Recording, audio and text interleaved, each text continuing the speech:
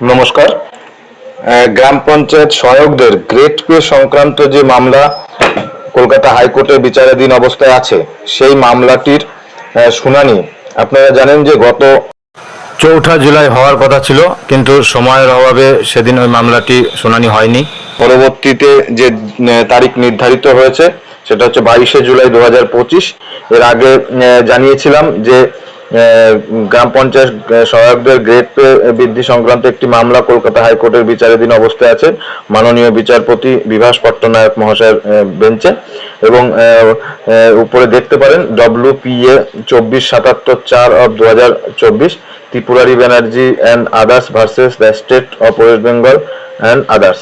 এবং এখানে পিটিশনারের পক্ষে আইনজীবী পার্থসারথী ভট্টাচার্য, মোহাম্মদ সালাউদ্দিন, মোহাম্মদ রাজিউদ্দিন এবং Mayukh Mukherjee, Sharmishtha Basak for the respondent number 10 others হিসেবে তারা আছেন। এবং আগামী 22 জুলাই বুধবার এই মামলাটি আবার উঠতে চলেছে। 4 জুলাই হওয়ার কথা ছিল, সময়ের অভাবে হয়নি। এই মামলা সংক্রান্ত নতুন কোনো তথ্য যখনই পাবো তখনই আবার আপনাদের সামনে নিয়ে আসবো। আপাতত এই পর্যন্তই। ভালো থাকবেন, সুস্থ থাকবেন। নমস্কার।